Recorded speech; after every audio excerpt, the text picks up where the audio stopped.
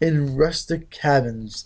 Eastern red cedar can be used with great effect to make a nice outdoor type living area. They can be used for bedposts and poles for staircases, and it really adds to the character of your landscape, making it more rural and rustic. Eastern red cedar is a plant that's commonly found in the eastern part of the United States. They like to grow anywhere in the eastern United States, including the middle of fields to the sides of the ditches to right in the middle of the forest. Typically, in the middle of the field, the tree tends to keep its lower branches, but as you venture further into the woods with less light, they usually start to lose some of their lower branches. As the tree gets older, it can become a really nice looking plant, and it can become a majestic large tree as well. The larger the tree, the more lumber you can get out of it. The eastern red cedar is a great choice for most landscapes. If you need any, we most certainly have a lot of them available for you to pick up.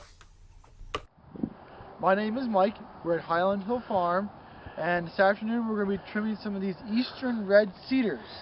We put these guys in the ground last year, and it's the first time we're going to start shearing them.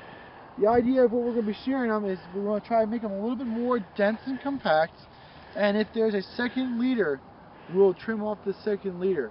So this is the eastern red cedar. Of course, it's a little bit that color. That's what they are this time of year. And we're going to go through it first and just lightly prune the tips of these guys back.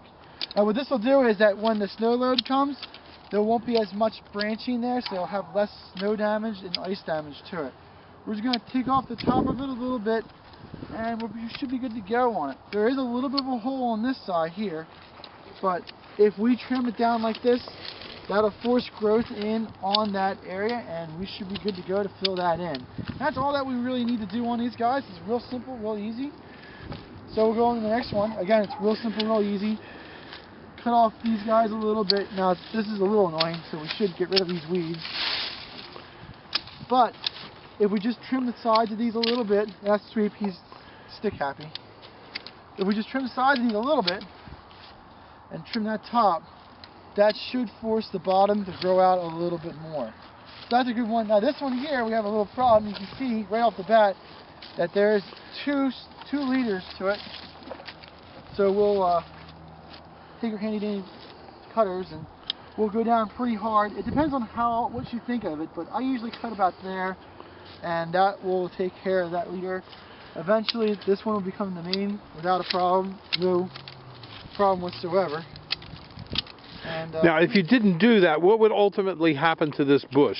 Well, it depends on a lot of different things, but I would say for sure that if it had not died, it would have grown up into two of them.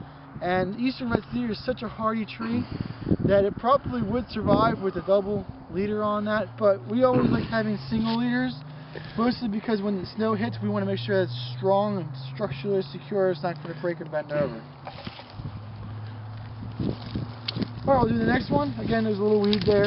I don't really like them too much, but it's okay. We're going to tip this one real lightly, and we're going to come down on the sides, and we should be good to go.